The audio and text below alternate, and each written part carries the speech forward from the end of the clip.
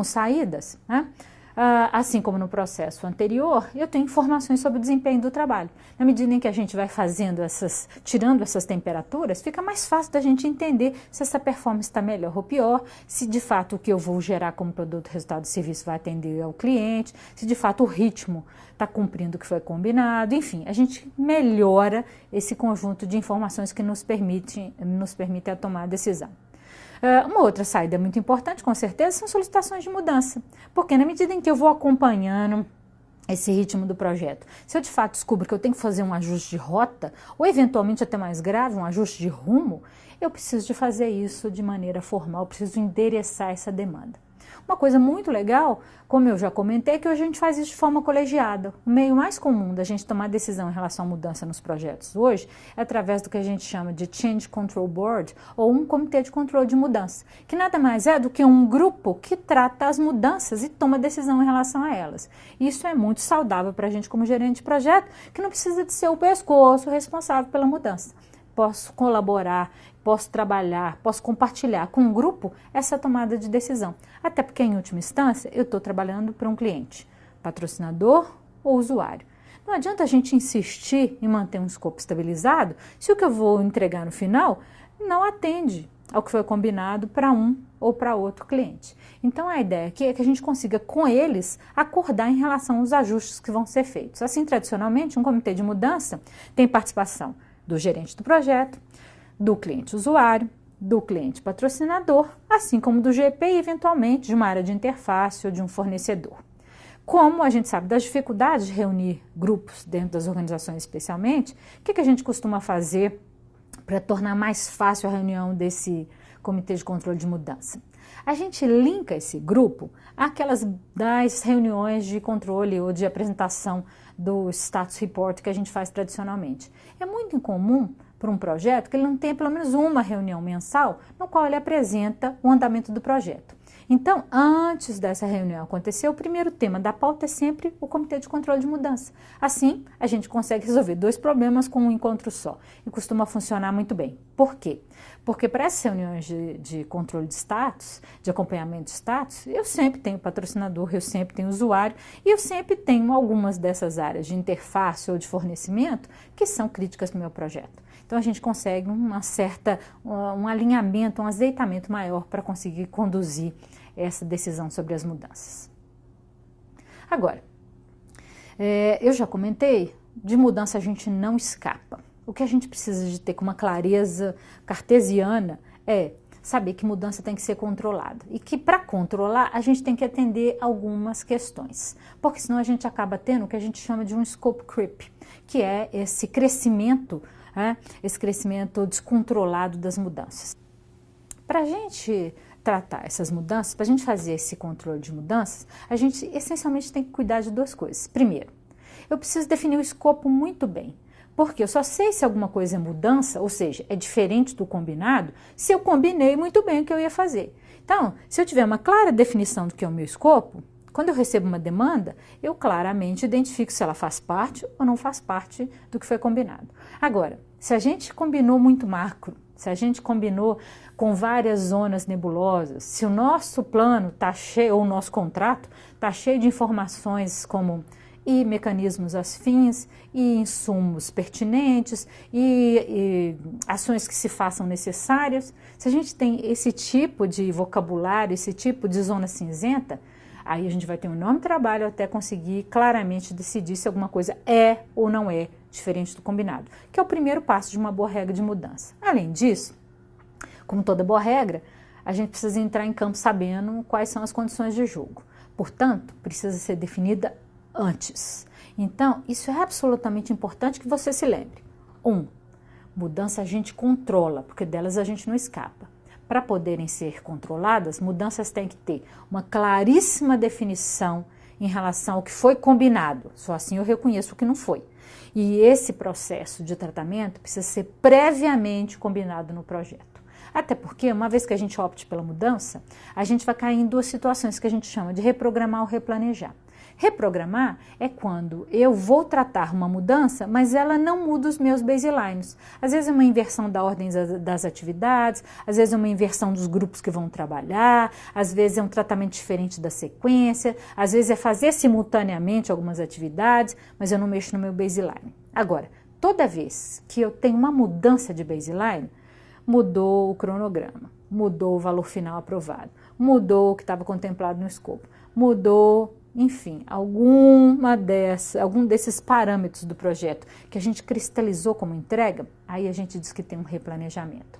Replanejamento acontece, mas tem que ser pontual, não pode ser uma coisa que aconteça no todo dia do projeto.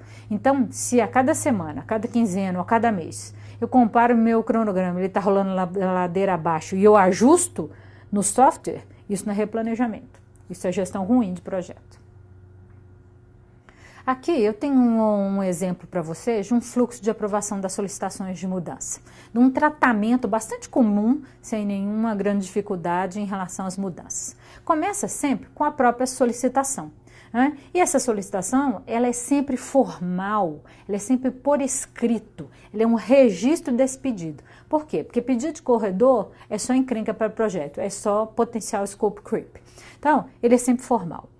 Formal significa que eu tenho um documento a ser preenchido. Uma vez que esse documento seja preenchido, de cara a gente já consegue estimar o esforço para investigar essa mudança. Porque muitas vezes alguém vem e pede a gente para fazer um ajuste no projeto, e eu falo, para a gente avaliar se isso é possível, preciso de uns 15 dias. E esses 15 dias significam um atraso no projeto. Significam aí uma distância entre o que estava planejado para fazer. Às vezes, nesse momento mesmo, o cliente já me diz, não, então deixa para fase 2, não quero. Se só esse esforço já não é desejado pelo cliente, se é um não em relação a esse tempo que eu vou ter no esforço, eu simplesmente vou documentar, vou comunicar formalmente uma resposta, já que o pedido veio por escrito, vou arquivar a informação e a mudança morre aqui. Por outro lado, se ela de fato é necessária, o meu cliente pode até não gostar dos meus 15 dias de prazo, mas ele fala, vai em frente. E aí quando eu vou em frente, primeiro momento, o que eu vou trabalhar sempre? A partir das informações que ele me passou, eu vou identificar o que é impacto dessa mudança para o meu projeto. Mexe no meu escopo? Muda o meu risco? Afeta meu custo? Bagunça meu cronograma? Eu estou corrigindo um erro? É uma nova necessidade? Enfim, eu faço uma identificação do que isso significa em relação ao plano de trabalho que eu tenho. A partir daí, a gente começa a construir alternativas e faz uma análise de custo-benefício dessas várias alternativas. Aí a gente escolhe aquela que é melhor, a número 1. Por quê? Porque quando a gente está lá no planejamento, a gente pode compartilhar com o cliente, com as áreas de solução, com o fornecedor, várias soluções. Agora, eu estou tratando de uma mudança. E como eu pretendo interferir minimamente no que já está combinado, no que já foi equilibrado, eu escolho a melhor alternativa que nós, grupo de projeto comitê de mudanças, entendemos e a gente vai apresentar essa para uma tomada de decisão. E essa apresentação a gente faz no comitê de controle de mudança. Então eu discuto internamente as várias possibilidades, quando elas existem, e a gente vai lá e mostra o que a gente acha melhor na reunião do comitê de controle de mudança. Esse comitê pode falar, pensando bem, não queremos. Se é um não para a mudança, eu documento, comunico e guardo. Se ele disser, ok, a mudança está aprovada, aí o que eu vou precisar fazer necessariamente? Atualizar toda a minha documentação de projeto e implementar. O que vai acontecer lá no processo de integração que a gente tem na execução. É incorporar essa mudança. Agora, uma coisa que eu gostaria muito que você observasse. Seja não no começo, seja não no fim, seja sim para avaliar, seja sim para aprovação da mudança, toda oportunidade, todo o caminho percorrido em relação a um fluxo de aprovação sempre termina com documenta, comunica quem pediu e arquiva. Necessariamente. A gente nunca deixa de cumprir esses 3 passos. Registrar a resposta, comunicar para quem pediu o que foi decidido e guardar. Até porque se é um sim, é muito importante, eu preciso incorporar o projeto. Se é um não, é importante também. Porque, em geral, quando tem alguns tipos de mudança, alguns tipos de solicitação, elas são recorrentes. E a gente tem uma justificativa de por que a gente não vai atender nesse momento do projeto. Se a gente não tem essa memória, corre bem o risco da gente submeter a aprovação à mesma coisa várias vezes, ou submeter coisas diferentes achando que elas atendem a um mesmo propósito ou vêm de um mesmo cliente. Enfim, a gente tem em relação à mudança uma série de nuances. Eu tenho um pedido de mudança que vem e que na verdade não é mudança, já está incorporado ou já foi definido no plano de projeto. Eu tenho uma mesma mudança que é pedida por várias partes interessadas diferentes ao longo do projeto. Ou eu tenho aquela uma mudança que é pedida pela mesma parte interessada várias vezes, porque de alguma forma ele está insatisfeito com a definição que foi dada e não teve aí poder para interferir. Ou seja, essa memória em relação ao que a gente vai atualizando, vai modificando ao longo do projeto, ela é absolutamente crítica para a gente chegar a um resultado, produto ou serviço final com sucesso. Aqui eu tenho um exemplo para vocês também de um template de mudança.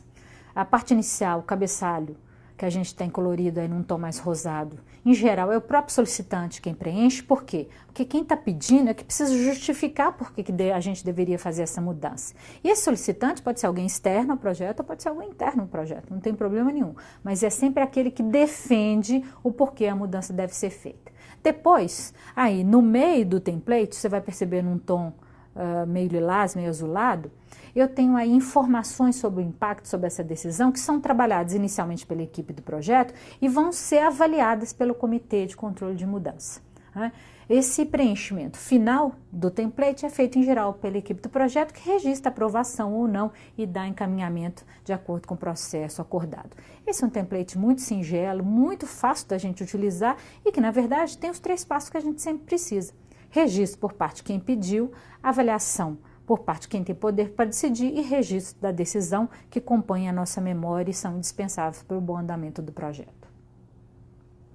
Uma outra coisa interessante quando a gente pensa nas saídas é que eu vou sempre ter atualizações, tanto no plano do projeto quanto nos documentos do projeto. Agora, especialmente em relação ao plano de gerenciamento do projeto, as boas práticas do PMI dizem o seguinte: não é desejado, mas é bastante comum que a gente tem até 3 variações nesse baseline do plano de gerenciamento de projetos. Por que 3? Porque como isso é uma melhor prática, vem da experiência aplicada de um volume enorme de gerentes de projeto, eles meio que consideram razoável ou corriqueiro que a gente tenha aí ajustes até 3 vezes. A partir de 3 vezes, ele sugere fortemente que a gente volte e faça uma boa revisão de escopo. Agora, isso é uma média, é um dado de referência. Já aconteceu de eu ter uma mudança de baseline e decidir que era melhor a gente parar o projeto e recomeçar. Tão drástica essa mudança de baseline era. Como também já teve um projeto em que eu fiz 6 mudanças de baseline. E, no entanto, eram mudanças que variavam um pouco em relação ao resultado final esperado. E a gente achou por bem não interromper o projeto. Então, como referência, até 3 vezes. Teve uma primeira, uma segunda, uma terceira, vai lá dar uma olhada no seu escopo, porque provavelmente a gente tem alguma indefinição aí, algum requisito está ficando de fora e a gente começa a ter um descompasso aí em relação, especialmente aos outros recursos. Agora, eu também costumo ter atualizações nos documentos da própria organização, na forma como ela trabalha. Dependendo da natureza do projeto, resultado do serviço que eu tenho, o que eu estou desenvolvendo, eu posso ter mudança na forma como a organização atua. Um novo equipamento, um novo processo, um novo produto, e aí a gente precisa de ter uma revisão desses documentos. Por quê? Porque a gente não pode deixar esse produto, esse processo, esse serviço ir para o ar sem ter o devido respaldo dentro da organização. Muito bem, a gente fecha os processos de escopo no monitoramento e controle, relembrando os 2 processos nos quais a gente tratou. O primeiro, validar o escopo, de onde eu saio com um escopo dessas entregas paulatinamente validado, com uma aceitação formal progressiva, o que aumenta a minha chance de chegar ao final com sucesso.